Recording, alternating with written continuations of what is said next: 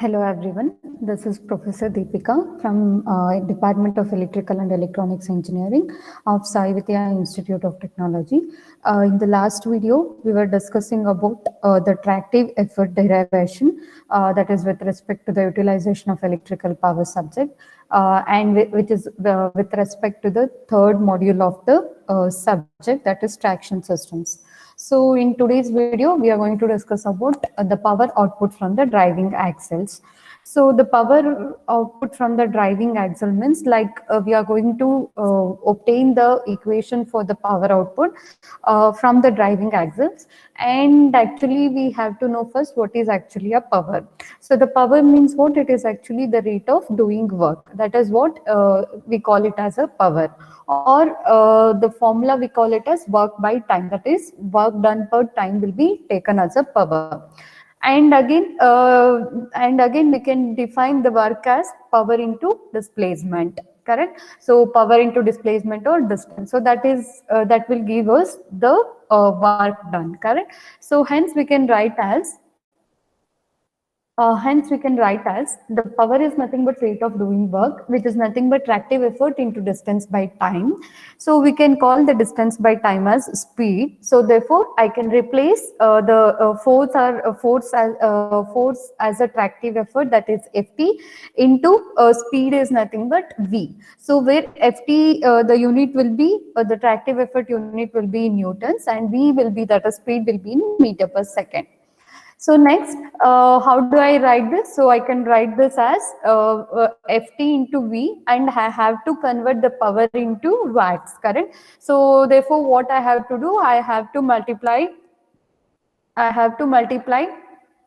by I have to convert the speed which is in meter per second to a kilometer per hour. So how do I convert the speed which is in meter per second to kilometer per hour? That is, we have to multiply into 1000 to convert meter to kilometer, and we have to divide it by 3600 to convert the seconds to hour. So this is how I can convert into watts, or I can call it as kilowatts. Okay, so therefore the unit of power will be watts. If I multiply by 1000, then I can call it as kilowatt. So this is how the formula for power output will be there. Okay, so this is what it is, the power which is consumed by the driving axles to move the locomotive. So this is the formula for the power. Next, energy output from the driving axles. So what is energy? We can call, or the formula will be, it is nothing but power into time. So which is called as the energy, that is the amount of power consumed per hour, correct? Or per time we call it as in a given time will be called as the energy output. So what is the formula for energy output? So that we will see now. Assuming the run according to the trapezoidal speed time curve, total energy required for the run.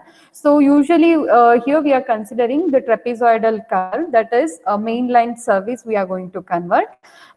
We are going to consider here. So if I consider the trapezoidal speed time curve, then I could calculate the total energy required for the run. That is, we are going to provide the power in the run, from the starting, that is accelerating period, to a run period. Apart from that, we are not going to provide any power. So therefore, I can write it as energy required during acceleration plus energy required during free run, and energy required during coasting will be zero, because we are going to allow a train to run on its own momentum. Hence, we are not going to supply any power. So during that time, the energy consumed or energy output to the driving axles will not be there. Hence, we are considering only the energy required during acceleration, and we are going to consider the energy required during free run. Hence, now I'll be converting energy in terms of power. So therefore, how do I convert? Energy is nothing but power into time. So therefore, I can write as average power during acceleration into acceleration period plus average power which is consumed during free run into duration of free run. So this is what we call it as energy. So hence we know that the average power during acceleration means what? We can write this formula, that is half into how do I write this? How do I write this? Because as it is a trapezoidal curve, then trapezoidal curve means what? Here, the thing is nothing but what? First, we are going to convert, or we are going to consider one triangle and one rectangle. Hence, this is the formula for triangle, and this is the formula for rectangle. That is half into base into height plus plus here we call it as only the length into breadth. Hence, I have written half, and the base is actually we call it as distance, and actually we could write it. So therefore, which is nothing but ft into Vm divided by 3600. Correct. So this is the formula. This is the formula for the that is a length, height. Correct. So to write height, it is sorry, this is the length is nothing but the time, so I can write as T1 by 3600, and height will be this, so therefore I can write it as Vm by 3600. As it is a power, so therefore I have to multiply by ft. I'll repeat it again. So here we are going to consider the trapezoidal speed curve. So in the trapezoidal speed curve, I have to consider the energy required during free run and the energy which is required during acceleration. So I could show you here, just a minute. So you can see here. So this is the leave all those things. So here you can concentrate over here. So here I am going to calculate, or I am going to calculate the energy which is consumed during this period, that is OABE. So remaining in this period, what we are going to talk, the BC, which is nothing but coasting period. Here we are not going to supply any power. As I told you, the locomotive will be run on its own momentum. Hence the power will be not drawn during this period.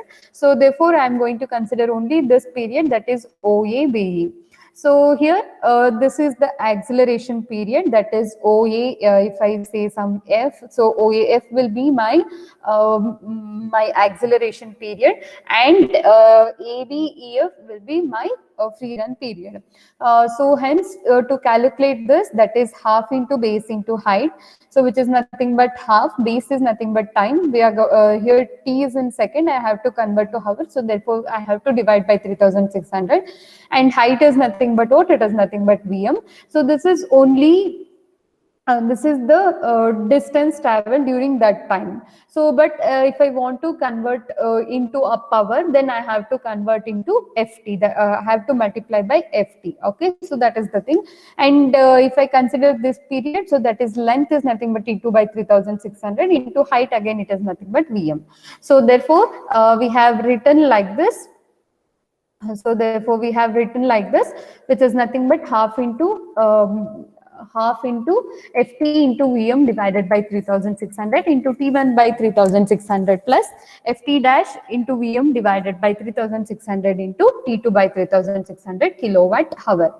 So thus we have obtained the energy formula, and unit here will be watt hours per ton kilometer. So this will be the unit for energy. So in this we are not calling it as only a watt hour, but we do call it as watt hours per ton kilometer.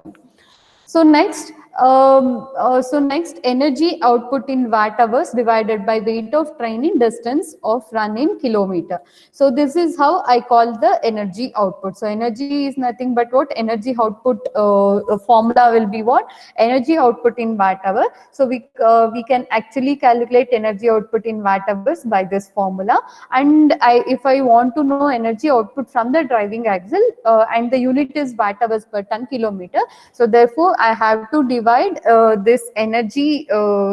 this energy formula divided by weight of train in tons into distance of run in kilometer.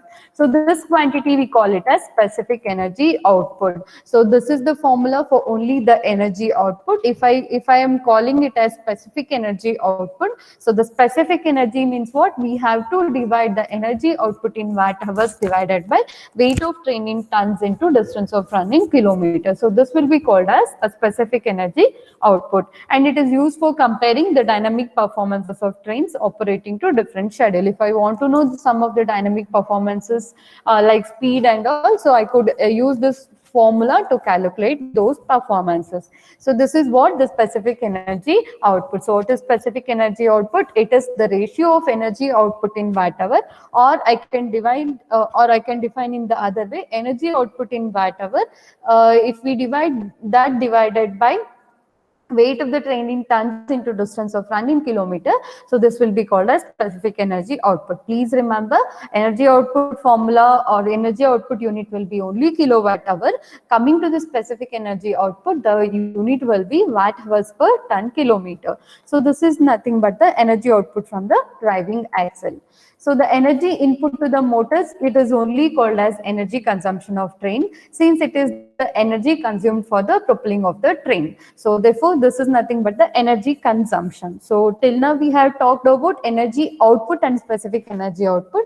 Now we'll discuss about the energy consumption and the specific energy consumption. So therefore, what is energy consumption? Here we are going to supply the electrical energy to the motor.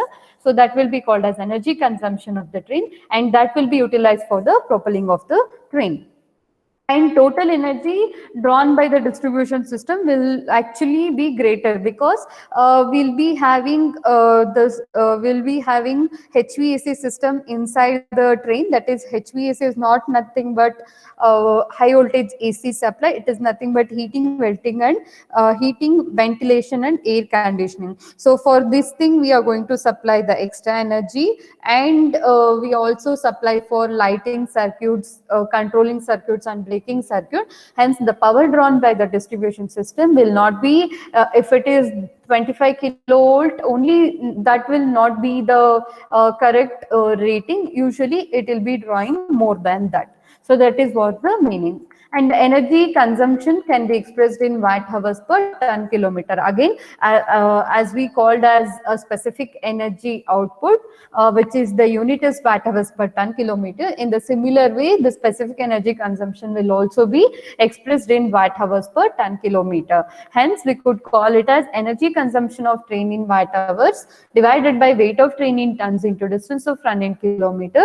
will be my specific energy consumption. So to calculate specific energy consumption, we have to divide energy consumption of train in watt hours by weight of train in tons into distance of run in kilometer. So this quantity will be called as specific energy consumption. Next, we will calculate what is the it is actually the derivation of specific energy output using simplified speed time curve. So till now we have defined, or we defined the terms, that is specific energy output and specific energy consumption. Let us derive the equation for that. So let the track having a gradient of g% throughout its run, and energy output to accelerate the train from rest to a speed. So, we are assuming that gradient g will be there in the level in the track, and the energy output to accelerate the train from rest to speed we have to calculate. So coming to this diagram, you can see here. So this is the trapezoidal speed curve, and it is the curve between speed in kilometer per hour with the time in second. So here I'm interested in energy output during acceleration, that is this period, that is OAF. If I say it as OAF. So VM, that is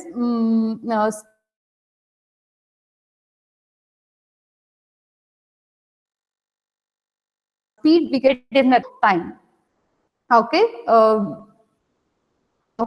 Okay, so this is the average power into time. And how do I write? So how do I write this? That is half into base into height, that is half into Vm by 3600. Vm by 3600 into T1 by 3600, and that will be multiplied with tractive effort Ft. So this is nothing but the energy output which is required to accelerate the train from a speed of Vm. Okay, so this is the thing, and here it is not so.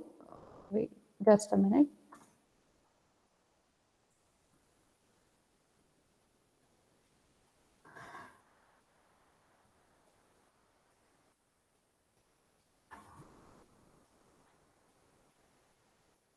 So I can call it as the energy which is required to run a train from its rest. So therefore, which is nothing but half into Vm divided by 3600 into T1 by 3600 into kilowatt hour. So this is the formula of this is the formula to calculate energy required to accelerate the train from rest.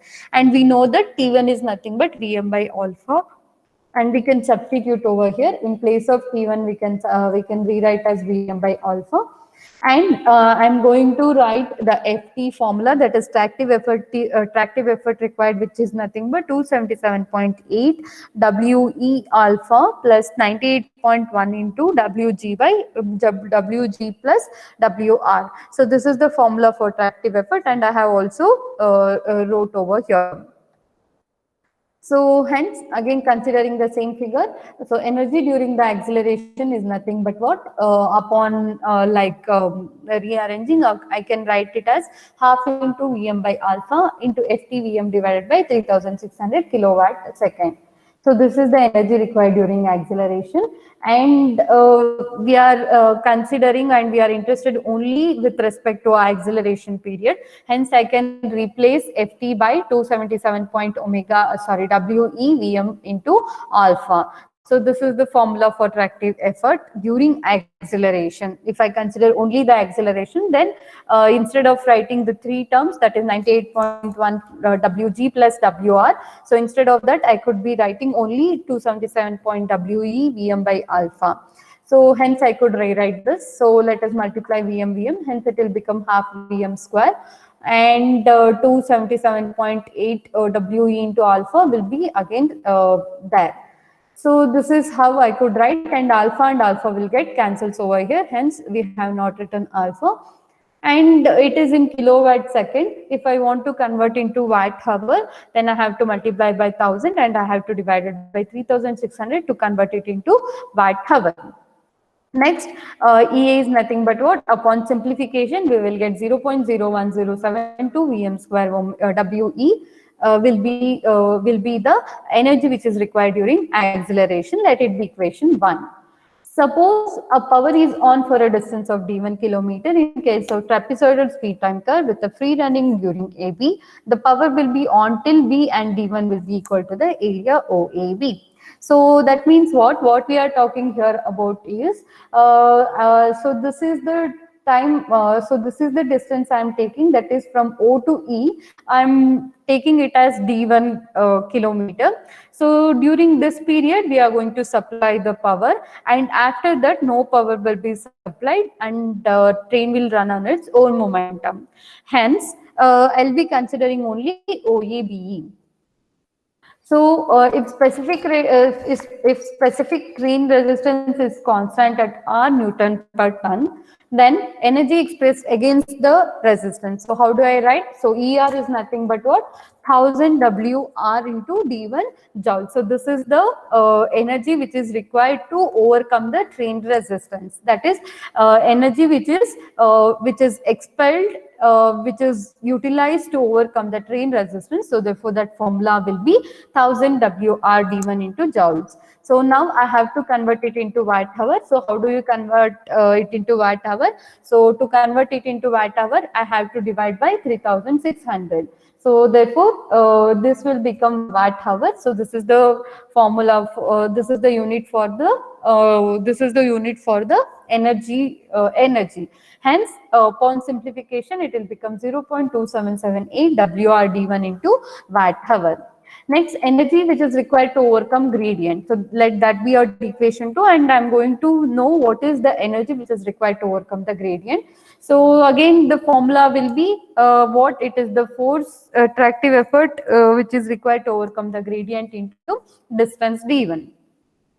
So Fg is nothing but what? We know that that is the tractive effort which is required to overcome the gradient, which is nothing but 98.1 Wg. Let us substitute in place of now Fg, so that which becomes 98.1 Wg, and this is the Newton, and have to convert it into kilometer. So let this be in meter, and I have to this was in kilometer, and I have to convert it into meter. So therefore I will be multiplying with 1000, and let us divide by 3600 to convert it into watt hour. So this is the thing we have done over here. So upon simplification, it will become 27.25 WGD1 watt hour. Let this be equation 3. Hence, we have three equations. Which are the three equations? The energy which is required to required to accelerate the train from rest, and the energy which is required to overcome the train resistance, and the energy which is required to overcome the gradient. So this is the total energy which we are going to supply to the locomotive. Hence the total energy output at the drawing axle. So therefore, so whatever the energy we are supplying, so this energy will be again subdivided into three parts. Hence we can write it as the total energy output drawing axle is nothing but EA plus ER plus EG. So hence I could write it as the total energy ET is nothing but EA plus ET plus ER. So let us write those things. That is EA is nothing but 0.01072 Vm squared WE plus 27.25 WGD1 plus 0.2778 WR D1 watt hour. So this is the total energy output. And if I want to know specific energy output, what I have to do? So I have to divide this energy output in watt hours divided by weight of the train in ton into distance in kilometer. Hence, I have to divide specific energy output can be obtained by dividing ET by W into D, where W is nothing but the dead weight of the train in tons, and whereas D is nothing but the distance in kilometer. Hence, I'll be dividing each and every term by W into D. Hence, I could write this equation. So, which is actually specific energy consumption, and again the unit will be watt hour per ton kilometer.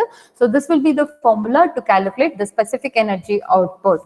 Hence, we have derived the specific energy output. So next we'll derive the specific energy consumption. So again, the specific energy consumption we could actually define in two ways. One thing, the energy consumption in watt hours divided by weight of train in tons and distance in kilometer. Or I can usually define it as, if I know the efficiency of the overall system, then I can actually say it as specific energy output in watt hour per ton kilometer divided by efficiency of the locomotive. So this will also give me the equation or the formula for the specific energy consumption. Hence, the specific energy output will be this formula, correct? So I'm just rearranging this term. So that is WE by W will be made one term, D1 by D, D1 by D, like that. I just clearly written the equation of energy, specific energy output. If there is no gradient, then usually G will be 0. Hence, we'll left out with first equation, first term and the third term. Hence, this will be the equation if there is no gradient. So the specific energy consumption. So as I told you, the formula will be how do I calculate, which is nothing but specific energy output at the driving axis divided by overall efficiency of traction motors and the gearing. So this will gives me a derivation or the formula for specific energy consumption. Hence, what I'll do, I'll take this formula again. So I'll take this formula and I'll be dividing the each and every term by efficiency of the motor and gear. Hence, you can see here the expression remains same, but I am dividing the each and every term by efficiency of the motor and gearing. Hence, this will give me a formula for the specific energy consumption. So this is actually the formula, and let us see what are the factors which are affecting the energy consumption. And by looking at the equation only, you can judge what are the factors which are affecting the specific energy consumption. You can see here what are the factors which are affecting. One thing, speed will be affecting, efficiency will be affecting, and the distance will be affecting here. And W is nothing but what their acceleration will be there. So that is also affecting over here. Hence, the energy consumption in propelling the train is required for. So the energy which we are supplying, which will be divided into first one having the linear and angular acceleration, and so the formula will be this, and the working against the gravity while moving up the gradient, so therefore Eg will be this term, and working against the resistance to the motion, so again the equation will be this. And you can notice over here, so the energy which is required to accelerate the train from rest state, so which again depends on what, which again depends on speed. That is with increase in speed, again the energy consumption will also increases, and W is nothing but what, here the alpha term will also be there. Hence, with the increase in the acceleration, energy consumption is also something like increasing, and you can see here. That is, it also that is energy which is consumed during gradient period. So during that, what again, it will be depending on what, weight of train, and it will be depending on gradient, and it also depends on the distance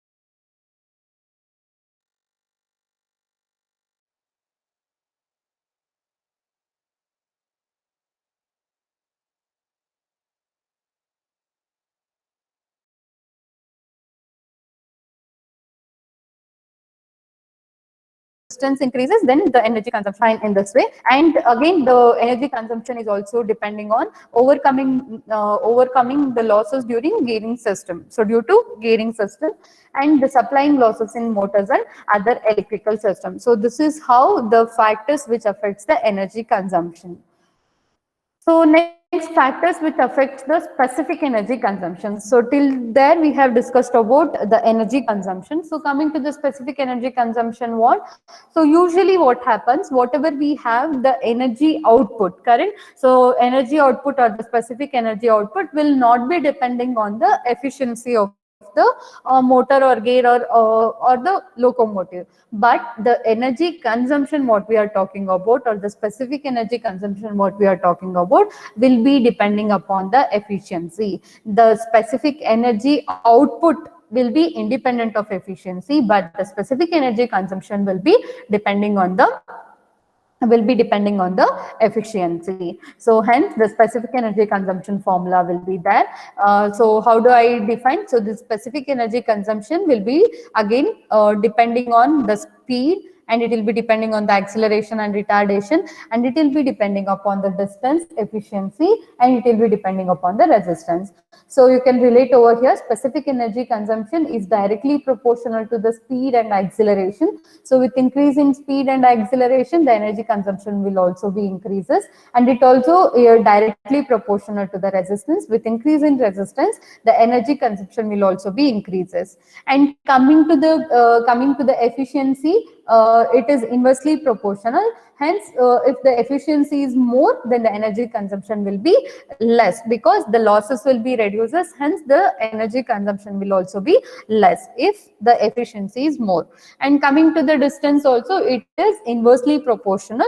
Hence, if the distance between the two stops is more, then the energy consumption will also be reduces, because here the coasting period will be more, and hence we are not supplying much energy in the coasting period, and will be supplying the energy only during the acceleration and the free run period. Hence, with increase in the distance, we can call it as the specific energy consumption also reduces. Hence, the specific energy consumption will be depending on distance between the stops, that is capital letter D, and acceleration, which is nothing but alpha, retardation, which is nothing but beta, and coming to the maximum speed also, which is nothing but Vm, and nature of route. Coming to the nature of route also, it will be depending, and the type of train equipment. So upon these factors, the specific energy consumption will be depending, and you can plot the graph that is specific energy consumption in watt-hour per ton kilometer with respect to the acceleration in kilometer per hour per second. You can actually relate here. With increase in acceleration, the energy consumption will be reduced. As you can see here, if the acceleration is at this point, and the energy consumption will be less. If you can see here, if the acceleration is less, then the energy consumption will be increases, like something like exponential or the inverse relation will be there between the specific energy consumption and the acceleration. Coming to the distance also, it is in the similar way. If the distance is more, then the specific energy consumption will be less. If the distance is less, then the specific energy consumption will be more. So this is how we can relate the factors affecting the specific energy consumption. So in the next video, we'll be looking on to the problems on mechanics of train movement and the specific energy consumption. Okay, thanks for watching the video.